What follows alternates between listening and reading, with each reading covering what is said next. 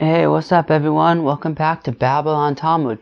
Well, today we're studying Daf Beis of Masechta Sheqalim. All right, starting like a new thing. What's the deal with Sheqalim? So, I don't know. I'm also trying to figure that out, Lamaisa, but it's like Yerushalmi, so it's like kind of interesting. It's like a just different like flow, like different vibe, but it's not particularly difficult. But like you'll see like different words and stuff. Also, there's like no Rashi and stuff. So I don't know. I'm like trying to like find my way through this like thing, but it's interesting enough. What the heck is Sheqalim, anyways?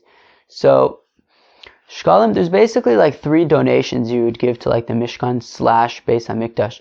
So one of them is like you could just donate whatever the heck you want, and that's called Bedek Habayis. You could just donate stuff to the Bedek Habayis. Like you could be makdish things and just give them to the Bedek Habayis, and there's no minimum, maximum amount, just whatever you want. If you want to give something, great. Then there's this donation in the Mishkan that was collected for the Adonim, for the sockets that they would use, the construction of the Mishkan. We just learned Parshas Truma. We read Parshas Truma recently, so it's fresh in everyone's minds. Basically, the pillars and stuff in the Mishkan had these sockets on the bottom that were made out of silver.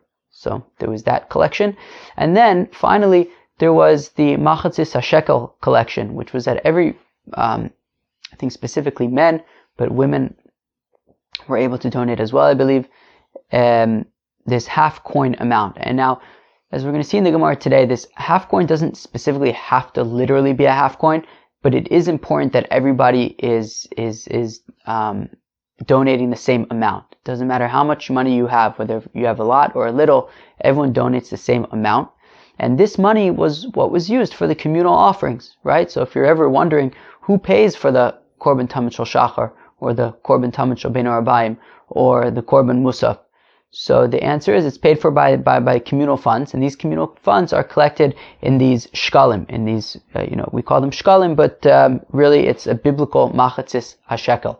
And that's what these Sheqalim are. They are a communal donation to the Beis Hamikdash that was used to fund the various communal offerings.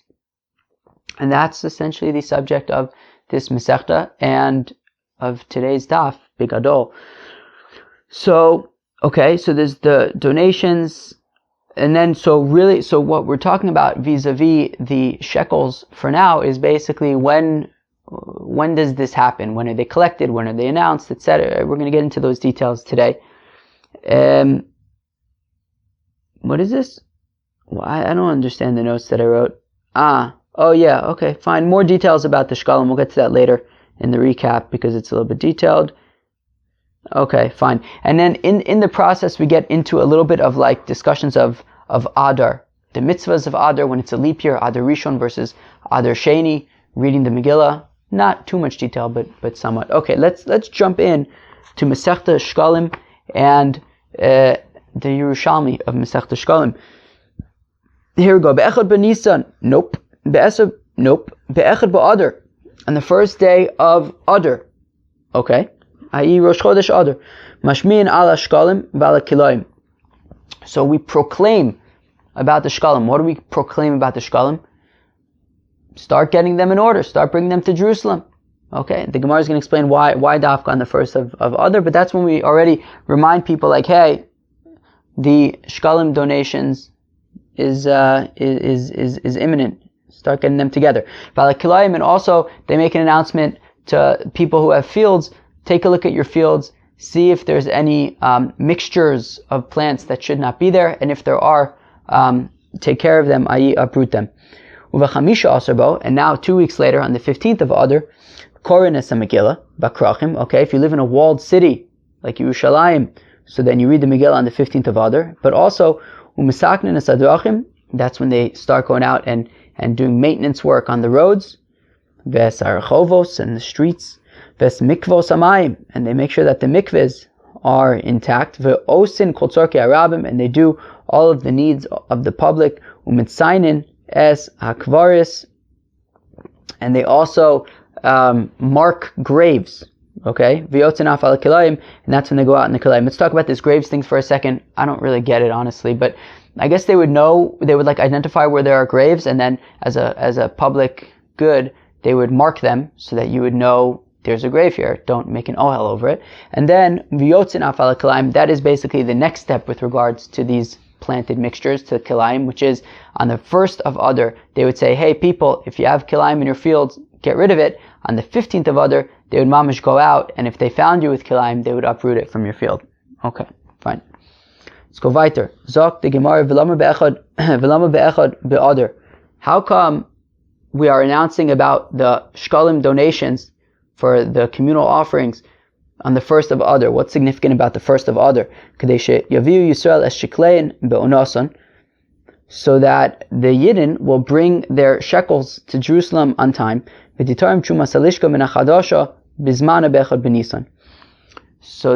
the donations for the offerings of the new year can come from those new shekels. Meaning, we want that on the first day of Nisan, the money that we're using to pay for the communal offerings are from the shekels that were gathered for that year, right? We know that the new year begins at Nisan. There's Rosh Hashanah, which we celebrate by Tishrei, but Nisan is generally considered like the beginning of the year, and we want that all of the korbanos starting in Nisan should be from the collection, that New Year's collection. And therefore, in order to ensure that all of the coins and all the money, all the funds have been gathered by the 1st of Nisan, so then we put it on people's radar already from a month earlier, from the 1st of Adar, and people can make sure that it gets to Jerusalem by Nisan. Umar Reb Shmuel bar Rav Yitzchak. Okay, and then so it's funny in the Yerushalmi, in my sort of like limited Yerushalmi experience, spanning back about what's today? Tuesday or something. So like 3-4 days. So interestingly, they don't like say, whereas in the Bavli they say like Amar so and so. Here they just like list their name, and it's like, oh, okay, well if we're listing their name, I guess he said something. So here we go. Umar Reb Shmuel bar Rav Yitzchak. Okay, so basically says Reb Shmuel bar Rav Yitzchak, Trumas Halishka Kitrila. That we do this Trumas Halishka, this donation for these communal funds, like the initial donation. What does this mean? Tichsiv, as the pasuk says, Va'i b'chodesh harishon, it was on the first month, i.e. Nisan. Bashana Hashenis, on the second year. Be'echad l'chodesh, on the first of the Mishkan. On the first of the month.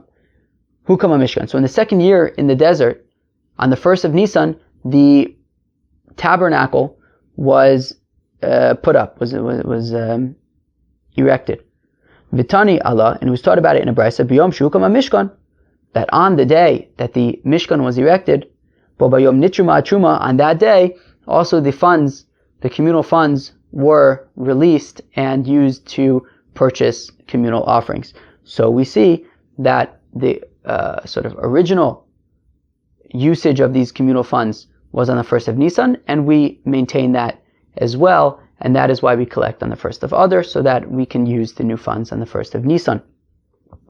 Reb Tevi, Reb Yoshia, B'Shem Rav Kahana, great. Nemar Khan, it says over here, Chodshe v'Nemar L'Halan Chodshe. So it says by the Korban Musafs, it says, what does it say? I don't know. Who could tell me what it says? That's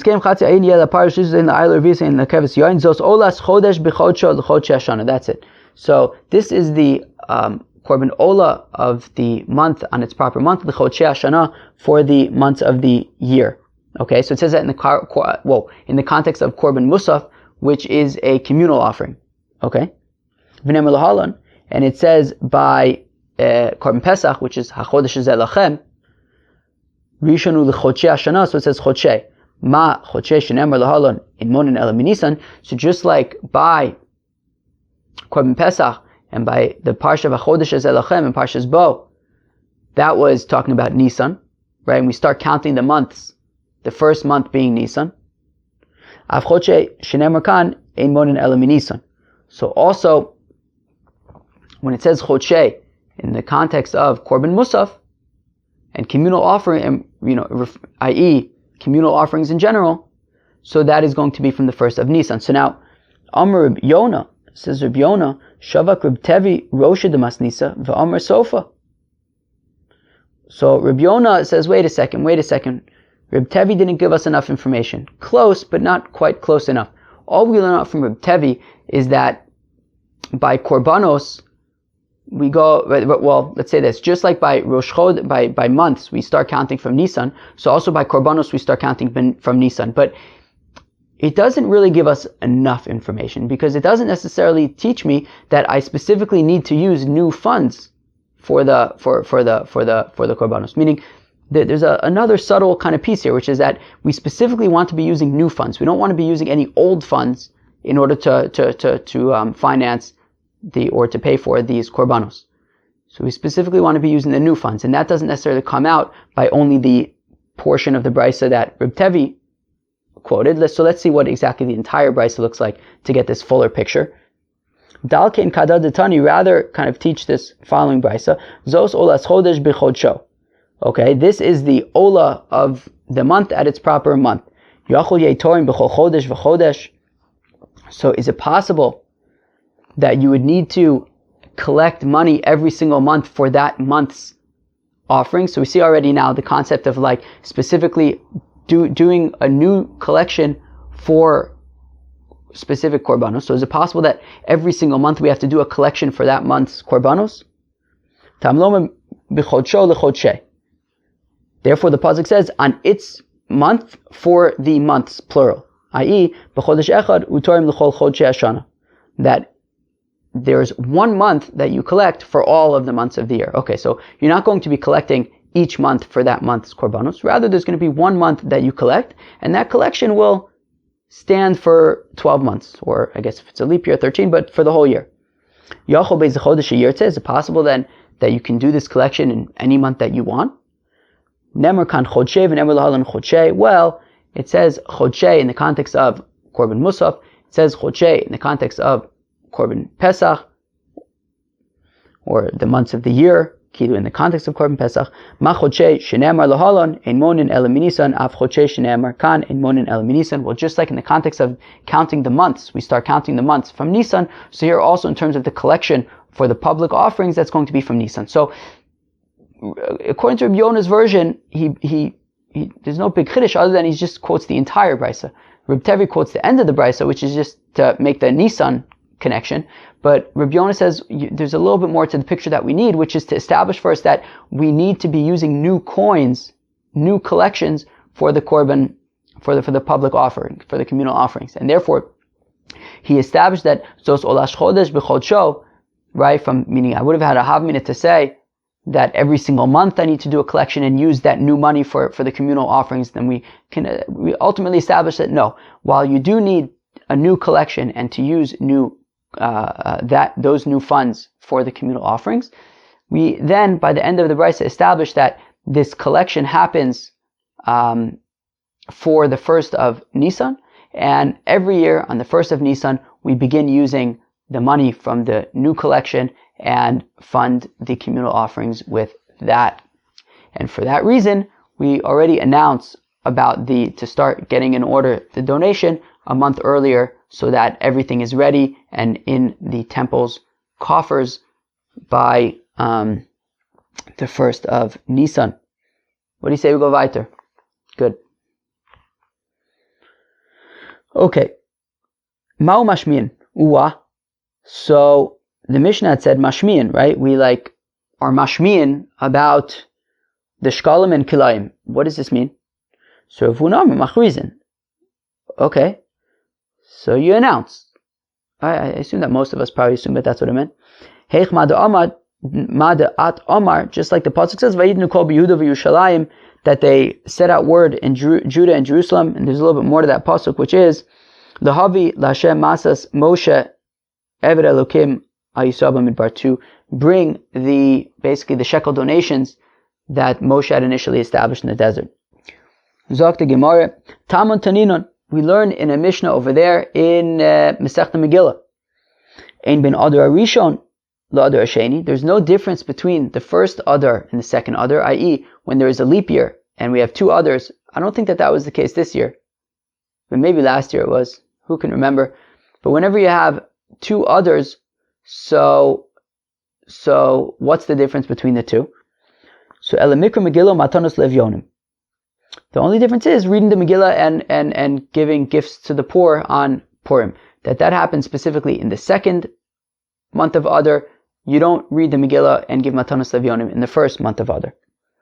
Rabbi Simon b'shem Rabbi Yeshua ben Levi says, Rabbi Simon in the name of Rabbi Yeshua ben Levi, Af Shimua Sheqalim v'chilayim b'neim, that also another nafkamina is actually announcing about the shekel donations and to get rid of any kilaim that you might have in your field.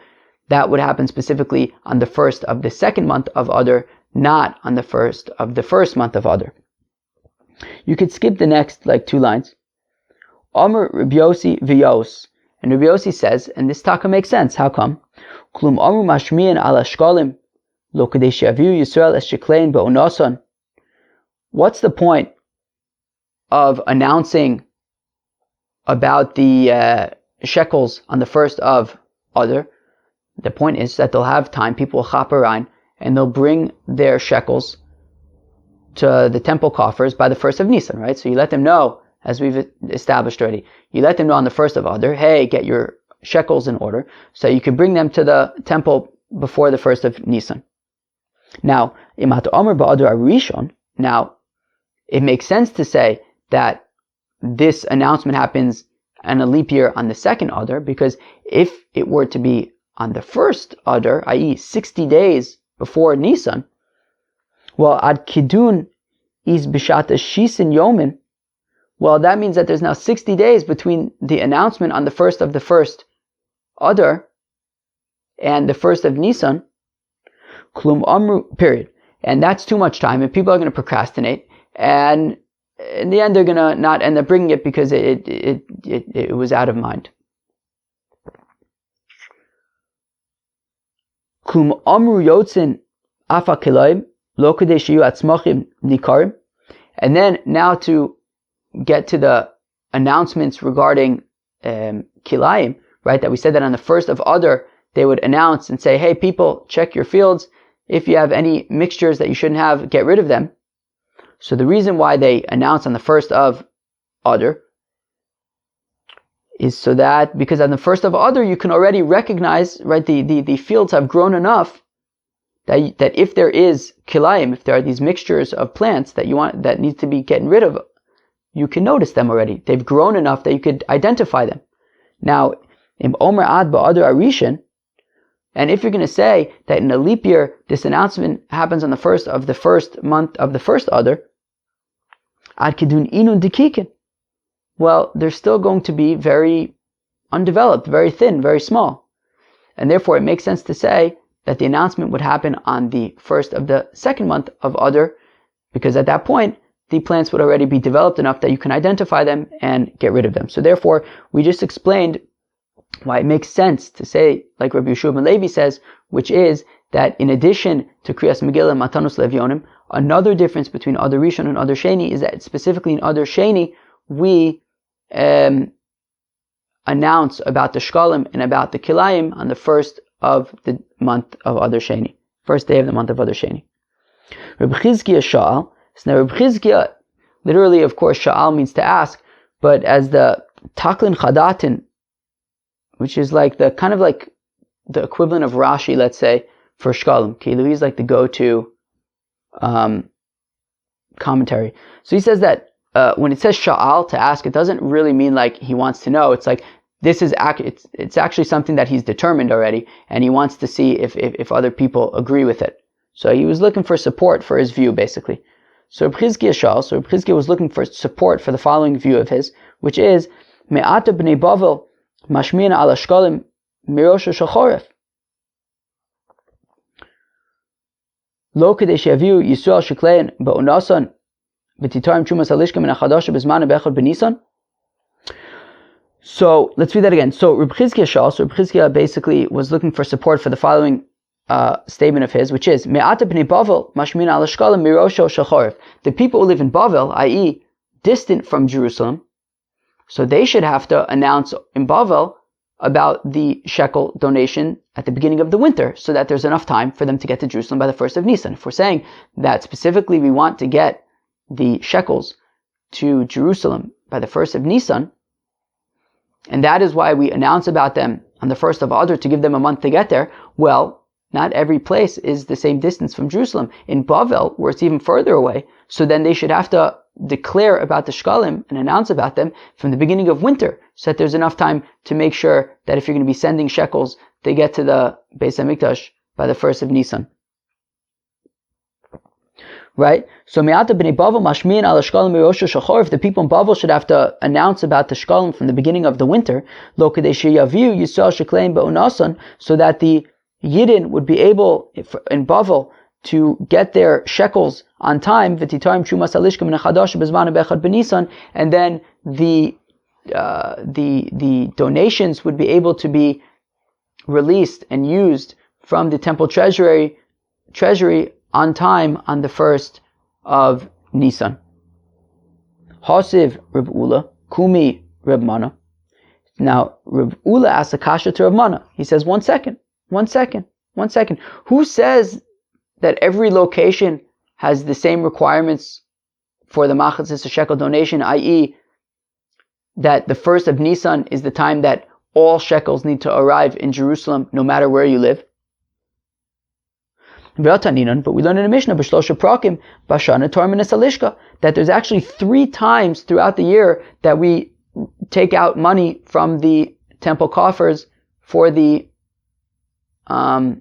temple treasury for these communal offerings. Before Pesach, that is before Pesach, before Atzeres, as well as before Shavuos, before Chag, as well as before Sukkot. So, Omar Lei, so Neymar Ilin Dekraven before Pesach. So let's say that what this means is that how come there were 3 different times when they would take out shekels for the communal offerings from the temple treasury? Well, let's say that the people who live close by, they would have their donations in time for the 1st of Nisan, and therefore when we say that before Pesach they would take out money from the temple treasury to pay for communal offerings, that was from the people who live close by. Ilin Derechokin Befosa Atzeres, and then the people who live further away, and they're still, and what we want to argue is that, and they're still going to be announcing about the shekels on the 1st of Adar, but it's going to take longer for those shekels to get to Jerusalem. So for those people, their money will have arrived by Shavuos, and therefore we can take out those donations Shavuos time.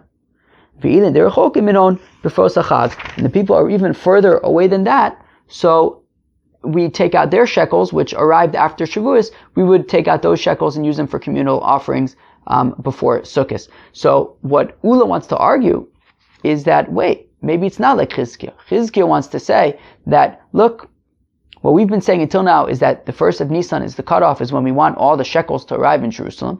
And if that's the case, then it would make sense, says Chizkiah, to say that in Bavel they have to make the announcement already earlier, from the beginning of the winter, so that their shekels arrive by the 1st of Nisan. To which Ula points out, but wait, we have a Mishnah that says that there are 3 times throughout the year that we take out shekels from the temple treasury. Before Pesach, before Shavuos, and before Sukkot. Says Ula, it would make sense to say that all the announcements happen regarding the shekels, to get your shekels in order everywhere on the 1st of Adar, no matter whether you're in Eretz Yisrael or whether you're in Bavel. And then they start trickling in, beginning, at the beginning of Nisan for the people close by, and then continues coming in after that, and that is why for Shavuos we're taking out more, and for Sukkot we're taking out more as the money comes in, but the announcements would all still be on the 1st of Adar, not like Rabbi Yeshua ben Levi was suggesting, not like Chizkiah was suggesting that already from the beginning of the winter we should announce in Bavel. Amalei, to which Rav Mana responds to Ula, Kula ka'achas hi ba'a. So he says, no, actually it's like Chizkiah. It's like Chizkiah. All the shekels come in at the same time, before the first of Nisan, and therefore it makes sense to say that in Bavel they would be announcing at the beginning of the winter so that there's enough time for all the shekels to get in by the first of Nisan.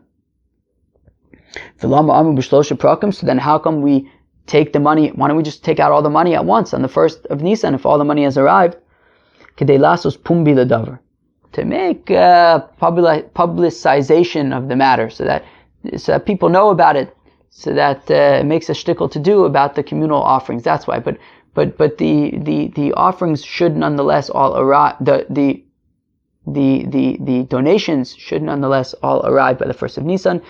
And therefore, says Ramana, it would make sense to say like Chizkiah that in Bavel we would announce at the beginning of the winter. Rabbi Yehuda ben Pazi b'shem Rebbe henikru v'lo nivas. So says Rabbi Yehuda ben Pazi in the name of Rebbe. So we get into a shtickle, I wouldn't say a gadita, but shtickle kind of like musari kind of things. About, right, because we had said a little bit earlier that says Rabbi Yeshua, based on what Rabbi Yeshua ben Levi says, that in a leap year, we davka would announce about the shekels at the beginning of the second month of Adar. And we had said that how come we announced about the shekels at the beginning of the second month of Adar? Well, because if we said the beginning of the first month of Adar, then there would be 60 days between the first of the first Adar and Nisan, and people would procrastinate. And because of that, they would end up not bringing their shekels at all. So we get into shtickle musar about procrastination and different characteristics. So Rabbi Yehuda bar Pazi b'shem Rebbe, says Rabbi Yehuda bar Pazi, the name of Rebbe. Hey nikar v'lo nivas, is it possible to read these psukim without being sort of like startled? The tova kol nedivlev. When it comes to collecting money for a good, positive cause, i.e., to donate to the Mishkan, it says kol nedivlev, whoever's heart sort of made him feel like he wanted to donate. Whoever was sort of good-mannered, or whatever the word is, good-hearted, I guess, and wanted to donate. But l'rav ayisparku kol ha'am v'gomer. But when it comes to evil, when it comes to creating the golden calf, the egel azav, it says, oh yeah, everybody, not just the generous people, but absolutely everybody participated and was willing to donate to that. The tova vayotze Moshe es ha'am. When it comes to good, i.e. by Har Sinai, it says that Moshe had to get everybody out of their tents. They didn't necessarily just come on their own. But l'rav atikrivun elai kulchem. But when it comes to bad, when it came to sending the spies to Israel to see what it is first, to scout it out, it says that all of you came to me. I didn't have to go get you. Everyone just kind of came out on their own. The tova az yashir Moshe of Bnei Yisrael. When it comes to good praise and good song, it says after the Yidden left the Sea of Reeds, it says that first Moshe sang and then the Bnei Yisrael. L'rav atisa kol ha'eda v'gomer, and for evil, for bad, i.e. in the context of the Meraglim, it says that everybody raised their voices. They didn't have to wait for Moshe. So we see that it's a little bit harder to kind of motivate yourself for good. When it comes to bad, everyone's already, wound up and ready to go. Amar B'chia bar Abba, Achin hashkimu ishchisu. So the pasuk says in Tzfanya that they wake up early in order to do nudniki kind of evil stuff. And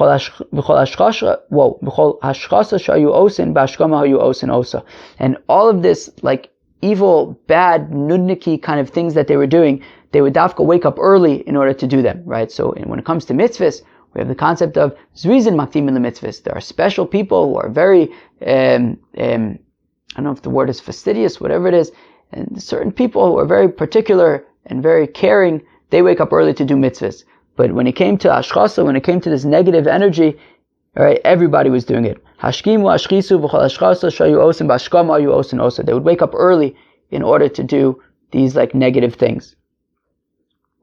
They didn't have to be like motivated; they were already ready to go. Amr be'Abba bar Acha, einat yochol amod al ofya shel umazo. Says Rabbi Abba bar Acha, it's impossible to understand the character of this nation. On the one hand, nitbain le'egel v'nosnin, nitbain le'mishkan v'nosnin. Like on the one hand, when there's the Egel going on, which obviously was bad, they were down to donate. But then the Mishkan was there, and they were also down to donate. It's like what's the deal? They're down to donate for bad, they're down to get involved for good. What's the deal? So Tana Reb Yosef Reb Chanina Hadom Asnisa, he says, so it says Reb Yosef Reb Chanina, well, you can understand it in the context of the following Brisa, which is Vasisa Kapor Zav Tahor, that it says you will make the lid for the Aron, right? Yeah, the Ark. Yeah, the Aron. Yeah. Out of pure gold. Yavo Zav Shal Kaporis Vichaper Al Zav Shal Egel. That the pure gold, that the gold of the Kaporis, of the lid of the Aron, will atone for the sin of the golden calf. So they were kind of connected. That specifically the reason why they are donating for the gold for the Aron is dafka as an atonement for the fact that they were so forthcoming with their donations for the golden calf. Reb Chagai b'shem Reb Shmuel bar Nachman says, Reb Chagai in the name of Reb Shmuel bar Nachman, Shalosh Trumos Nemru b'Parsha Zos. There are 3 trumas. Now, getting back to our initial topic, which is the different shekel donations, there are 3 donations that are mentioned in Parshas Kisisa. It says Trumas Adonim, Uchumas Sheqalim, Uchumas HaMishkan. Like I had said earlier, that there was the donations that were given to pay for the sockets that were made out of silver, that the beams and pillars of the Mishkan were held sturdy in them, that they were placed in these sockets to stand straight. And then there's the Trumas Sheqalim, which is what we're talking about, which is the Machatzis HaShekel donations that everybody gave to fund the communal offerings. Uchumas HaMishkan, and then there was the donations to the Mishkan, which is like whatever you wanted to donate was welcome. Dabra b'nei Yisrael b'ikchu truma v'gomer, zo trumas adonim. So when it says, speak to Bnei Yisrael, and they will take from me donations, that is the donations of the sockets. From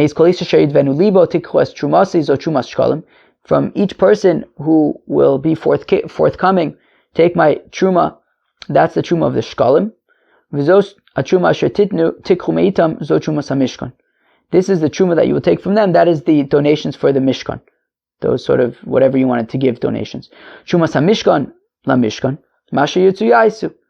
So, the donations of the tabernacle went to the tabernacle, and that was whatever somebody wanted to give, as much or as little as anybody wanted to give, that was welcome.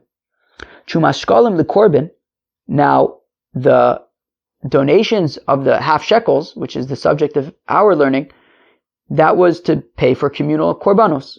Masha Yirtzu Yaisu, Kadesh Yehei Yad Kulan Shaveh. Now, when it comes to the half shekels, everybody can give whatever they want. However, there's a caveat, and that is everybody needs to give the same amount. And the point is, it doesn't literally have to be the same amount as the biblical half shekels, right? Nowadays, it's like forever after that, and who knows what inflation is and like what exactly the amount of the biblical half shekel is. It's probably a machlokas.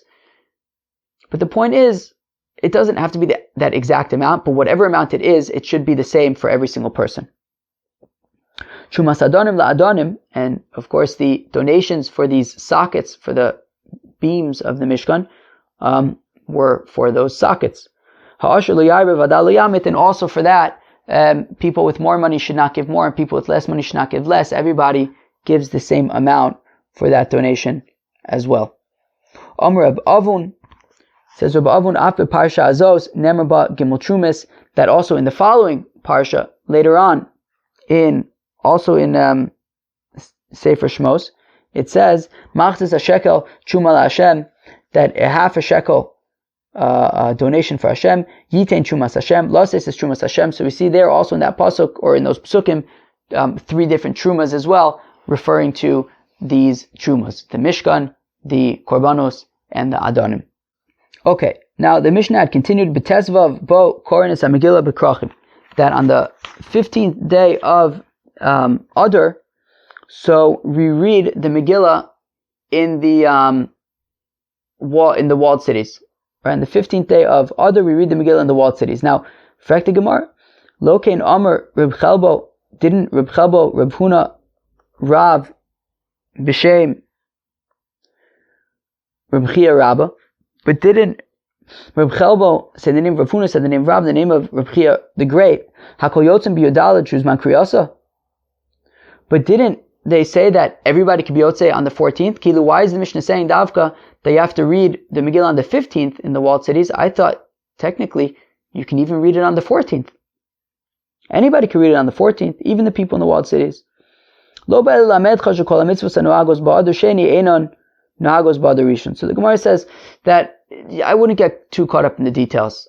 Like, yeah, it's true what Reb Chelbo says, that anybody could technically read the Megillah on the 14th. The point of the Mishnah was really just to say that the mitzvahs that you do in other Sheni, you don't do in other Rishon. But don't get caught up sort of in the details of when exactly it has to happen. Can you be Yotzei on the 14th if you live in a walled city? That's a different question. But the point, the takeaway is that things that you do in the second month of Adar, you don't do in the first month of Adar. Reb Yosa, Reb Acha, Havon Yasvin. Okay, Reb Yosa and Reb Acha were sitting. Amr Reb Yosa to Reb Acha. Now says Reb Yosa to Reb Acha, Lo Mistabra. Now this is not Reb Yosi the Tana, of course. These are Amoraim. Lo Mistabra Ella L'Sha'avar. Avalav Ulo. So it's like a funny cut. You have to read into this line a lot, but meaning, okay, so Reb Chelbo had said that a person who lives in a walled city where they read Megillah on the 15th of Adar, if he read it on the 14th of Adar, he's Yotzei. So now says Reb Yosa, obviously this statement would be referring to if it's already after the 15th of Adar, meaning you have a fellow, he read the Megillah on the 14th of Adar, and now it's, I don't know, the 20th of Adar, and the question is, he read it on the 14th, he didn't read it on the 15th, and Reb Chelbo is saying that it works. Okay, Beseder, fine, whatever happened, happened. But what about, right, it must be, right, because that's obvious, whatever happened already happened, there's nothing we can change. The Chiddush must be, the point of Reb Chelbo must be that even if you have a person who lives in a walled city where he should be reading on the 15th, but instead he read on the 14th, and it's not yet the 15th.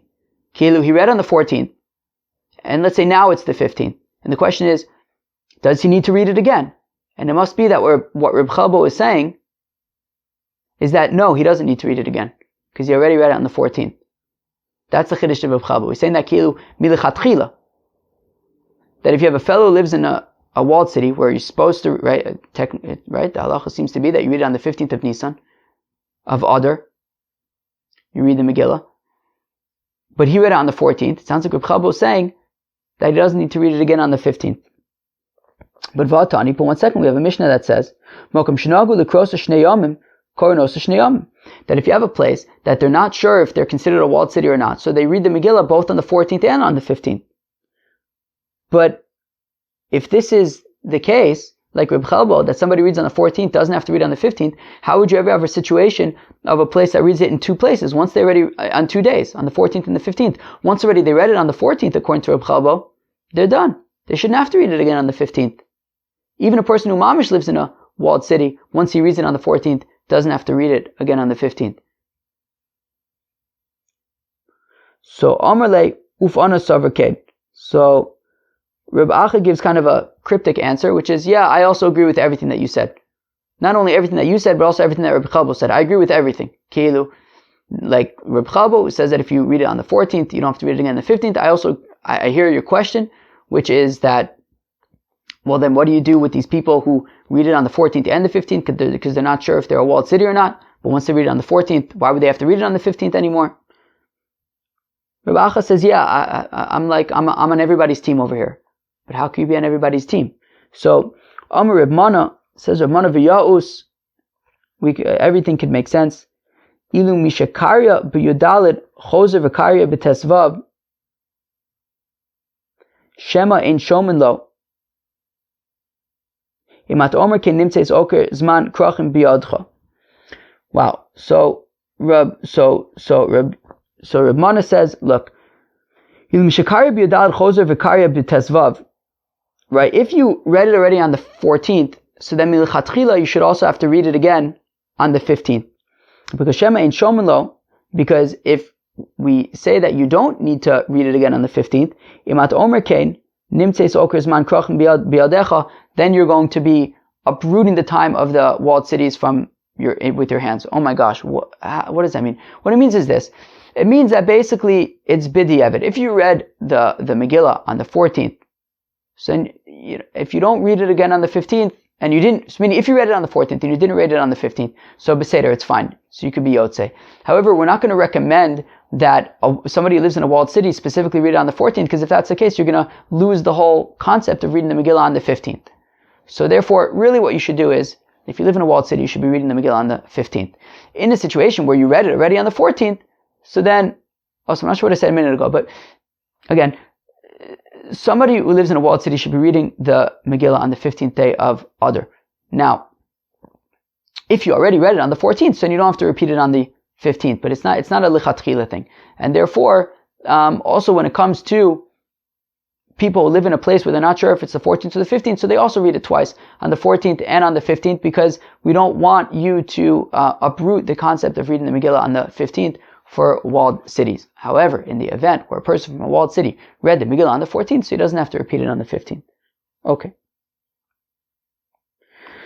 Tani Reb Shimon ben Gamliel, Omer says Reb Shimon ben Gamliel, mitzvahs anuagos ba'adar sheni ein anuagos berishon. So the mitzvahs that we do in the second month of Adar, so we don't do in the first month of Adar, chutz mehesped v'tanios shehein shavin bozeh v'zeh, with the exception being eulogies and fasting, that it's the same on both. Meaning, just like on the 14th and the 15th of Adar Sheni, we don't eulogize and we don't fast. So also on the 14th and 15th of Adar Rishon, I think maybe that's called Purim Katan.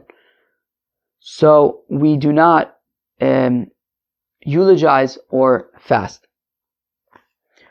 Reb Yirmiyah b'shem Rav, Reb Simon b'shem Reb Shua ben Levi, halacha Reb Shimon ben Gamliel. Okay, so they said that halacha is like Reb Shimon ben Gamliel.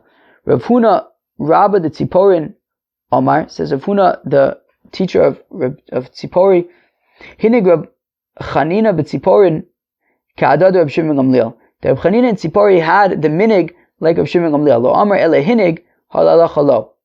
Now Reb Huna Rabba points out that Reb Chanina only pointed out that in Tzipori the minig was like Reb Shimon ben Gamliel, but not necessarily that the halacha was like Reb Shimon ben Gamliel. Okay. Avalinian shtaris. What about documents? What if you're writing up a document and it's a leap year? What do you write in terms of Adar? First Adar, second Adar. Kosvin Adar Rishon ve'Adar Sheni Stam. So on documents, says the Tanakama, on Adar Rishon, in the first month of Adar, you write Adar Rishon, and then the second Adar, you just write Adar. Rabbi Yehuda Omer says, Rabbi Yehuda, Adar Rishon Stam, Adar Sheni Tanyon. So says Rabbi Yehuda the opposite, that if you're writing a document in a leap year, so just on Adar Rishon, you just write Adar, and for Adar Sheni, then you write Adar Sheni. Well, that was the first daf of Masechta Sheqalim. What do you guys think? It was like different. It's like a shtickle different. It wasn't like particularly complicated, but it was like just a shtickle different names, like different flow. You have to like read into things a little bit more. Yeah, that was kind of interesting, right? So what did we talk about? So there's 3 types of donations, right? There's the sockets donations, the donations for the sockets, for the beams of the Mishkan, and that was the same amount for everybody. There's the korbanos donations, which is the machas shekel that we're talking about. That was also the same amount for everybody. It's in the midbar. It was the biblical half shekel, but the Gemara said really the important thing is that everybody gives the same amount. And then there was like the random donations to the Mishkan. Donate whatever you want, and I think that's the equivalent of the bedek habayis in the Beis Hamikdash, the treasury. Right. So when it comes to these machzis shekel, so we say that we announce them at the beginning of Adar, and we announce them at the beginning of Adar so that people have enough time to get their shekels to Jerusalem by the 1st of Nisan, so that they can be used for the communal offerings starting Nisan. There was an interesting question about what about people who live far away. So what about like people who live in Bavel? We had the opinion of Chizkiah, who said, well, people who live in Bavel, you got to announce already at the beginning of winter so that they have enough time to get their shekels to Jerusalem by the 1st of Nisan. Ula then pointed out that, however, we have a Mishnah which says that they would actually take out funds from the temple treasury for the communal offerings 3 times a year: the beginning of Pesach, before Pesach, before Shavuos, and before Sukkot. And therefore, Ula wanted to argue that actually everybody would have the announcement at the 1st of Adar, and then the shekels would arrive at different times based on how far away you live, and based on how far away you live, and that's why they would release them at different times. To which the Gemara said, no, you could still argue that they would all come in at the beginning of Nisan, and the point of the different releases was just to kind of publicize at the regel that, the communal donations. But you could say that Chizkiah was correct and say that in Bavel they would announce earlier so that they can get their shekels to Jerusalem on time. Fine. Then we had some interesting agaritas about how people get more excited to do bad stuff than to do good stuff, just understanding the Yetzer Hara, which is interesting. And reading the Megillah on the 14th, right, we had the opinion of Reb Chelbo, which says that if even somebody who's supposed to read the Megillah on the 15th, if he reads it on the 14th, is Yotzei. However, l'chatchila, really, if you live in a walled city, you should be reading on the 15th. And we also discussed some differences, right? What are the differences between Adar Rishon and Adar Sheni? So initially, the difference is Kriyas Megillah and Matanos Le'Evyonim.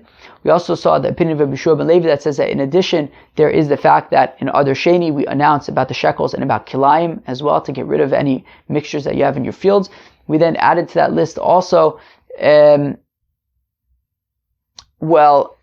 then said that, says Reb Shimon Gamliel, that the exception to this rule, which is that things that are the same in both, are that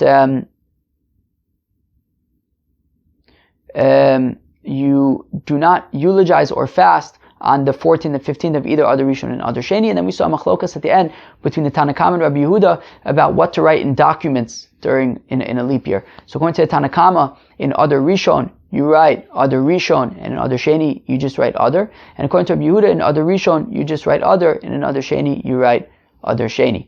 Well, that was the first daf of Masechta Sheqalim. Of course, I hope you enjoyed it very much. Have a great day. Peace out.